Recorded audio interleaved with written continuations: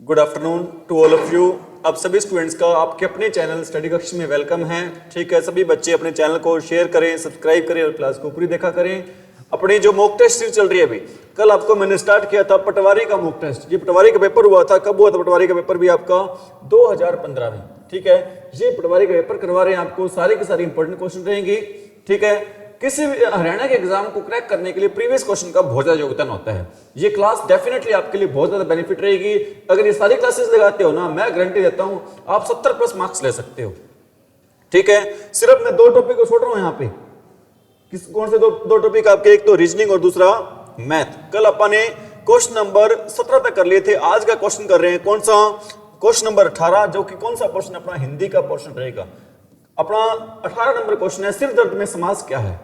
सिर दर्द में समास क्या है, आपको मैं थोड़ा सा बता देता हूं समास होते क्या हैं। समास, समास का समानार्थक शब्द होता है क्या।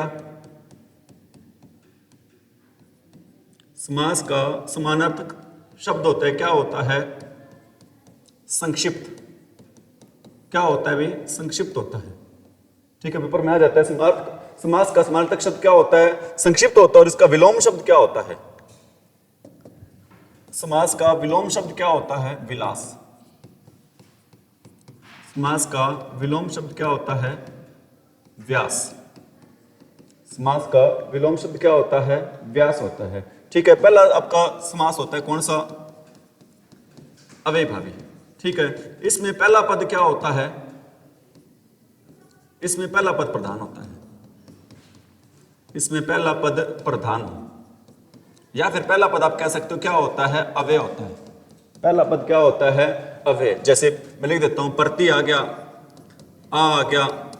ठीक है, जो भी अव्यय आते हैं वो सारे किस में आते हैं, आपके अव्ययभावी समास में। सेकंड आपका क्या, आप कह सकते हो द्विगु समास। कौन सा समास, द्विगु समास। इसमें पहला पद क्या होता है, संख्यावाची होता है। इसमें पहला पद क्या होता है, पहला पद संख्यावाची होता है।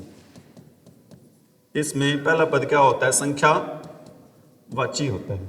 इसमें पहला पद क्या होता है, संख्यावाची। ठीक है, जैसे कि अगर एक एग्जांपल दे देता हूं आपको, क्या दे देता हूं एग्जांपल आपको मैं, कोई भी आप संख्या कह लो। जैसे आप एग्जांपल मैं आपको बता देता हूं, जैसे पंजाब। वैसे तो पंजाब 5 नदियों का समूह होता है। ठीक है, अगर इसमें बहुब्रीहि समास ना हो ना, तो आंसर रहेगा इस क्वेश्चन का, क्या आंसर रहेगा, द्विगु समास रहेगा। अगर बहुब्रीहि है तो बहुब्रीहि रहेगा, अदरवाइज क्या आंसर रहेगा इस क्वेश्चन का, द्विगु समास रहेगा। समझ में आ रही मेरी बात। इसी प्रकार जिसमें पहला पद प्रधान हो वो क्या होता है, जिसमें पहला पद संख्यावाची हो वो क्या होता है, और जिसमें कोई पद प्रधान ना हो, जिसमें कोई भी पद प्रधान ना हो वो कौन सा होता है।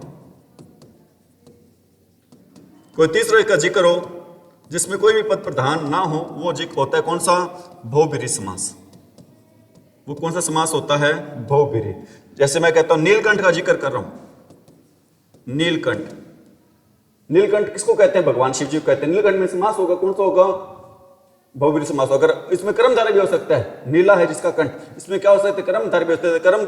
अगर कर्मधारय और बहुब्रीहि दोनों दे रखे तो ऑप्शन रहेगा हमारा, आंसर सही कौन सा रहेगा, बहुब्रीहि रहेगा। कौन सा आंसर रहेगा हमारा सही, बहुब्रीहि। इसके बाद आपका समास रहेगा कौन सा, द्वंद्व समास। द्वंद्व समास, जिसमें दोनों ही पद प्रधान हो, जिसमें दोनों पद प्रधान हो वो समास होता है कौन सा, द्वंद्व समास। जिसमें कोई पद प्रधान ना हो बहुब्रीहि, जिसमें दोनों पद प्रधान हो वो कौन सा होता है, द्वंद्व होता है। जिसमें पहला पद अव्यय हो वो कौन सा होता है, अव्ययभावी होता है। जिसमें पहला पद संख्यावाची हो वो कौन सा होता है, द्विगु होता है। जैसे माता पिता, भाई बहन, कौन सा समास है, अरे कौन सा समास है, द्वंद्व समास है। और कौन सा बच गया आपका, अरे और कौन सा बच गया, अनुप्रास अलंकार होता है। अनुप्रास क्या होता है, कर्मधारय, कर्मधारय। जिसमें पहला पद क्या हो, विशेषण हो। जिसमें पहला पद क्या हो वो कौन सा अलंकार होता है, वो होता है कौन सा, कर्मधारय। और एक बच गया कौन सा, तत्पुरुष समास बच गया। कौन सा समास बच गया, तत्पुरुष। जिसमें दूसरा पद प्रधान हो, जिसमें कौन सा पद प्रधान हो, दूसरा पद प्रधान हो, वो समास होता है कौन सा, तत्पुरुष समास। इसमें कारकवाही विभक्ति आती है, इसमें कारकवाही क्या आती है, विभक्ति आती है। वो कौन सा समास होता है, तत्पुरुष समास। जिसमें पहला पद प्रधान हो अव्ययभावी, जिसमें दूसरा पद प्रधान हो तत्पुरुष, जिसमें दोनों पद प्रधान हो द्वंद्व, जिसमें कोई पद प्रधान ना हो वो क्या होता है, बहुब्रीहि, और जिसमें पहला पद क्या हो, संख्यावाची हो, वो क्या होता है आपका, द्विगु समास होता है। ठीक है, आगे, और जिसमें पहला पद विशेषण हो वो क्या होता है आपका, कर्मधारय। दोबारा आ रहे इस क्वेश्चन पे, तो सिर दर्द में समास रहेगा सिर का दर्द, इसमें क्या आ रही है, विभक्ति आ रही है, विभक्ति आ रही है तो इसमें समास रहेगा कौन सा, तत्पुरुष समास। जिसमें विभक्ति है, जैसे सिर का दर्द, इसका समास विग्रह करें तो क्या निकलेगा, सिर का दर्द। ठीक है, इसमें क्या आ रही है, बीच में विभक्ति, जिसमें विभक्ति आई बीच में तो वो समास होता है, जिसमें दूसरा पद प्रधान होता है वो समास कौन सा होता है आपका, तत्पुरुष समास होता है। अगला क्वेश्चन है क्या, अलंकार पूछा गया। इसमें क्या पूछा गया है, अलंकार। अलंकार होते हैं क्या, जो काव्य की क्या बढ़ाते हैं, शोभा बढ़ाते हैं। ठीक है, इसमें देखो, शोभित कर नवनीत लिए, घुटरोनु चलत रेन तन मंडित, मतलब यहां पर बच्चे की बात हो रही है, बच्चे को क्या दिखाते हैं, वात्सल्य दिखाते हैं। तो इस मास में, इस क्वेश्चन में आंसर रस, सॉरी मैंने अलंकार कह दिया था, अलंकार नहीं होगा, क्या होगा इसमें, रस पूछा गया। कौन सा रस आएगा इसमें यहाँ पे, अरे कौन सा रस आएगा, वात्सल्य रस। आपको पता होना चाहिए रसों के जनक कौन है, रसों के जनक कौन रहेंगे, भरत मुनि। रसों के जनक रहेंगे कौन, भरत मुनि रहेंगे। और भरत मुनि के अनुसार रस संख्या रहेगी कितनी रहेगी, भरत मुनि के अनुसार रस संख्या रहेगी कितनी, 8।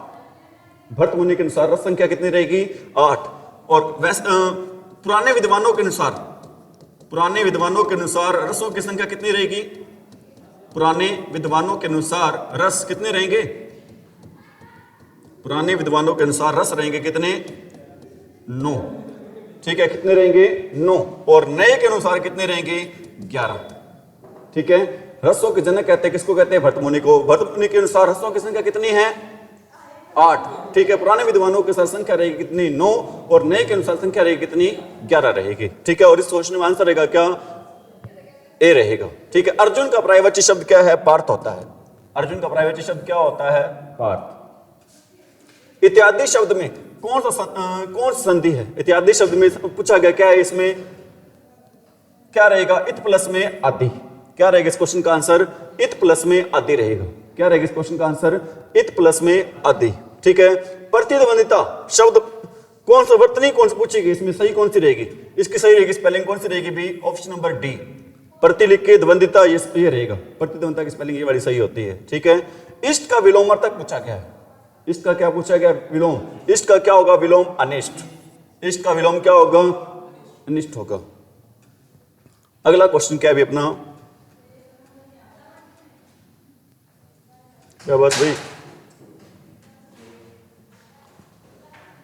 क्या बात होगी इसमें, पेज ही 3 है, एक मिनट रुको भाई, आपको दोबारा खोलनी पड़ेगी पीडीएफ। उसमें तो 8 पेज थे ना अपने तो,